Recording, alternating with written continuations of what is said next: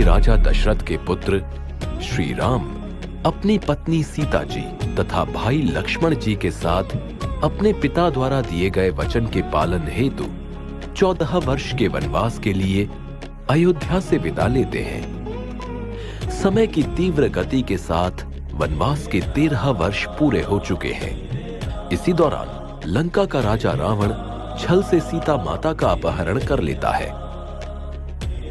सीता जी की तलाश में व्याकुल श्री राम और लक्ष्मण जी की भेंट रावण द्वारा घायल किए गए गिद्धराज जटायु से होती है। वे उन्हें बताते हैं कि रावण ने सीता माता का अपहरण कर लिया है। सीता जी की खोज के दौरान श्री राम और लक्ष्मण जी की भेंट ब्राह्मण का रूप धारण किए हुए हनुमान जी से होती है।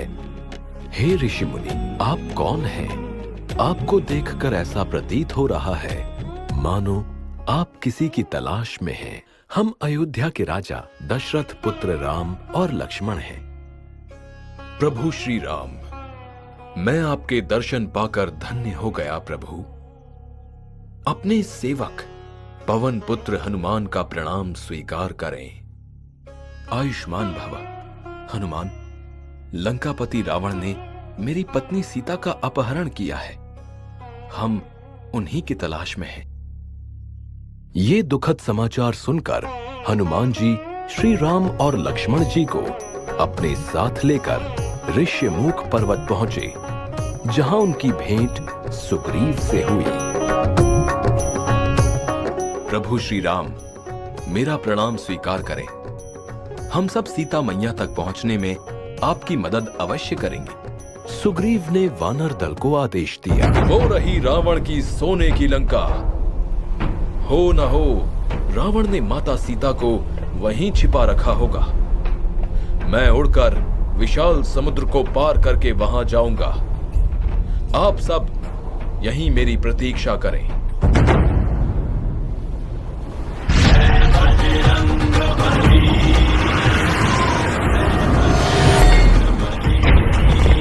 हनुमान जी ने लंका पहुंचकर अत्यंत छोटा रूप धारण किया और माता सीता को ढूंढते ढूंढते अशोक वाटिका जा पहुंचे, जहां सीता माता दुखी बैठी थी। उन्हें देखकर हनुमान जी ने उनके सामने श्री राम द्वारा दी गई अंगूठी गिरा दी।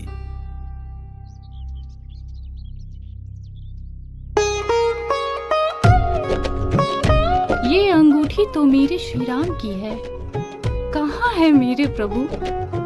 तत्पश्चात हनुमान जी अपने वास्तविक विशालकाय रूप में सीता माता के सामने प्रकट होते हैं। माता, मैं श्री राम का सेवक पवन पुत्र हनुमान हूँ।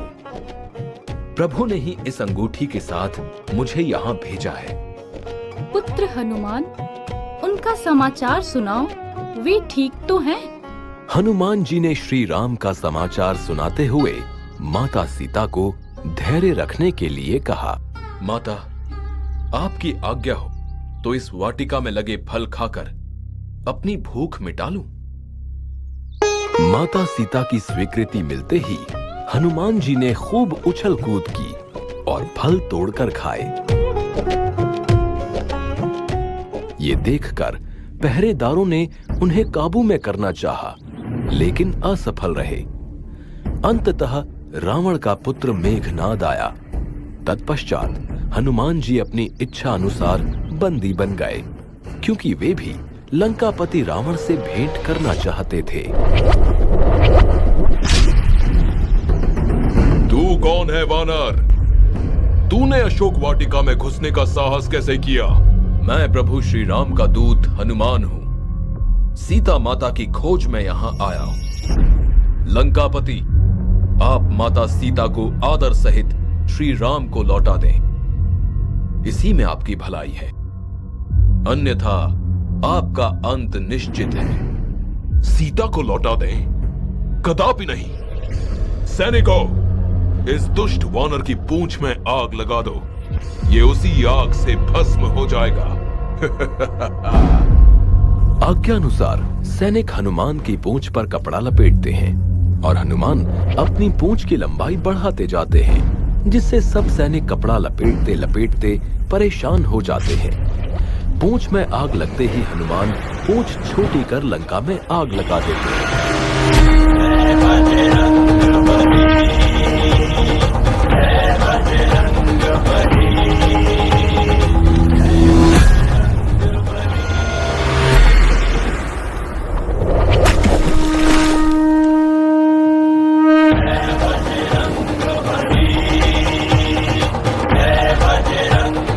प्रभु, शुभ समाचार है। माता सीता का पता चल गया है। रावण ने उन्हें लंका की अशोक वाटिका में रखा है, परंतु लंकापति रावण ने सीता माता को लौटाने का प्रस्ताव ठुकरा दिया। वो दुष्ट रावण बिना युद्ध के नहीं मानेगा। प्रभु, अब हमें भी युद्ध के बारे में सोचना होगा। अब नल नील की मदद से राम की सेना समुद्र पर सेतु का निर्माण करती है, जिसके एक एक पत्थर पर श्री राम लिखा जाता है। सेतु के द्वारा राम सेना समुद्र पार करती है। इसकी सूचना रावण को मिलती है। लंकापति रावण की जय हो। राम वानर सेना सहित समुद्र पार कर आगे बढ़ रहे हैं। क्या इतना विशाल समुद्र पार कर लिया? लेकिन वे लंकापति रावण की शक्तियों से अनजान है। पिताश्री, आने दीजिए उन्हें। वे मेरे प्रहारों का सामना नहीं कर पाएंगे। मैं ही पूरी सेना को ध्वस्त कर दूंगा।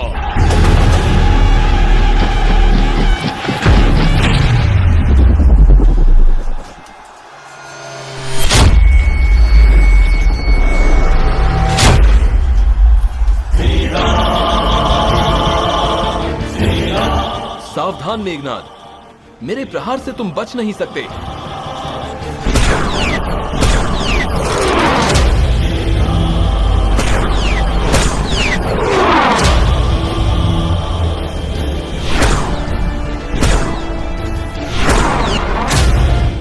मेघनाद के शक्ति बाण से आहत होकर लक्ष्मण जी मूर्छित हो जाते हैं। ये मूर्छित हुए हैं। इनके उपचार हेतु पर्वत से संजीवनी बूटी लानी होगी, जो दिखने में अत्यंत चमकीली होती है। इनकी जीवन रक्षा उसी संजीवनी बूटी से संभव है। अन्यथा प्रभु, आप चिंता न करें। मैं पर्वत पर जाकर संजीवनी बूटी लाऊंगा। आप प्रतीक्षा करें। जय श्री राम। संजीवन लखन जियाए, वीर रघुवीर हरषि उर लाए, रघुपति कीन्ही बहुत बड़ाई, तुम मम प्रिय भरतहि सम भाई, तुम मम प्रिय भरतहि सम भाई। रण क्षेत्र में श्री राम के योद्धाओं ने हाहाकार मचा दिया, जिसे देखकर रावण और मेघनाद चिंतित हो जाते हैं। इस संकट की घड़ी में रावण ने कुंभकर्ण को जगाने का आदेश दिया।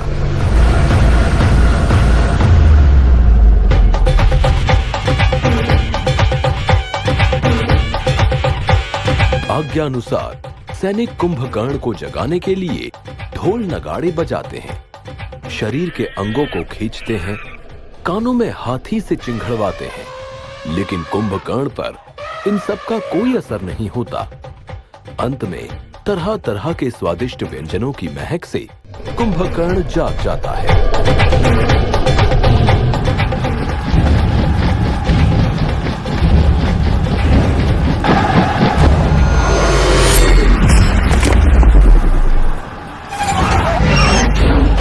सुग्रीव कुंभकर्ण का सामना करने के लिए आगे बढ़े।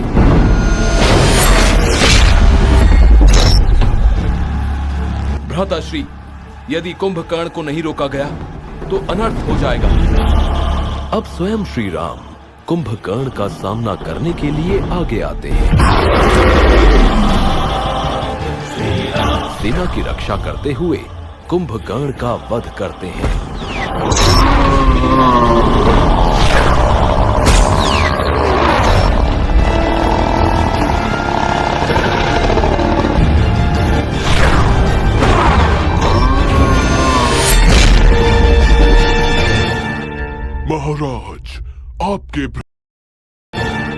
महाराज, आपके भ्राता कुंभकर्ण का राम ने वध कर दिया। नहीं, ऐसा नहीं हो सकता। मेरा भ्राता नहीं मर सकता। रावण शोक और चिंता में डूबा है। तभी मेघनाद का आगमन होता है। पिताश्री, आप मुझे युद्ध क्षेत्र में जाने की आज्ञा दीजिए। मैं राम की सेना को समाप्त कर दूंगा। विजयी भव पुत्र, विजयी भव। कहाँ है दोनों भाई राम लक्ष्मण? सामने आए और युद्ध करें। आज मैं प्रण करके आया हूँ कि उनका वध करके ही जाऊंगा, अन्यथा मृत्यु को प्राप्त हो जाऊंगा। मेघनाद, श्री राम तक पहुंचने से पहले तुम्हें मुझसे युद्ध करना होगा। क्या तू मेरे शक्ति बाण की शक्ति को भूल गया? उस दिन तो तू बच गया, लेकिन आज नहीं बचेगा। मेघनाद, आज मैं तेरे अहंकार को चूर चूर कर दूंगा। जय श्री राम।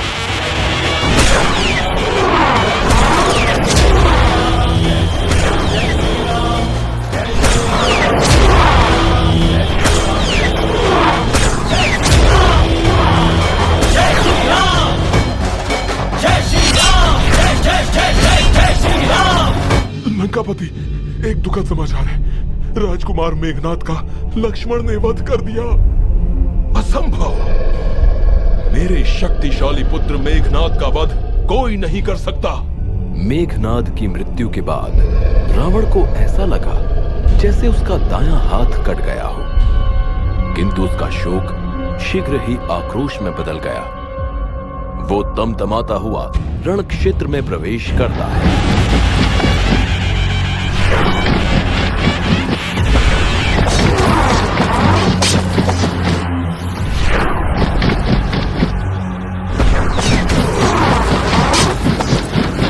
श्री राम की जय हो। लंकापति रावण रण क्षेत्र में सेना को गाजर मूली की तरह काट रहे हैं।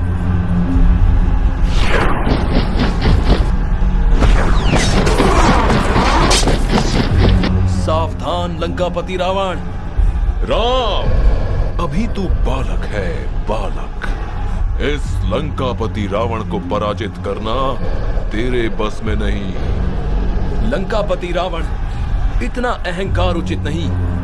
तुम इतने बड़े विद्वान हो, अतः यह तो ज्ञात ही होगा कि विनाश काले विपरीत बुद्धि। तभी तुमने सीता का अपहरण करने का दुस्साहस किया।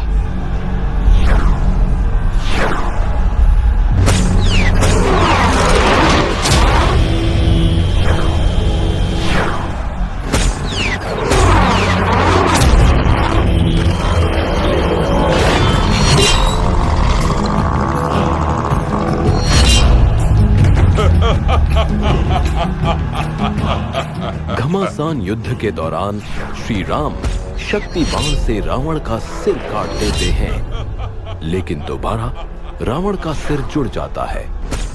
ऐसा बार बार होने से श्री राम अचंभित हो जाते हैं। राम, तू चाहे जितना प्रयत्न कर ले, मेरा वध नहीं कर सकता।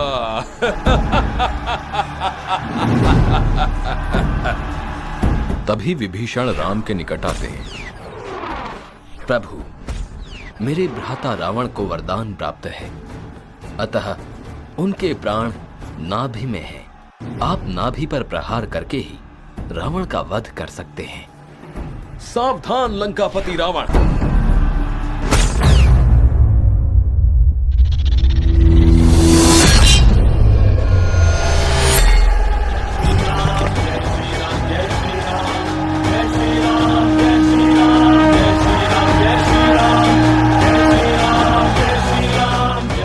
युद्ध समाप्ति के उपरांत विभीषण का विधि पूर्वक राज्याभिषेक किया जाता है।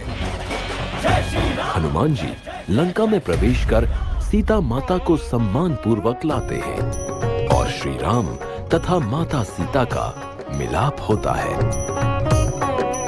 14 वर्ष की अवधि समाप्त होने के उपरांत श्री राम, सीता मां, लक्ष्मण जी तथा हनुमान जी के साथ अयोध्या पहुंचे। अयोध्या वासियों ने उनका स्वागत किया। इसके बाद श्री राम का राज्याभिषेक किया गया।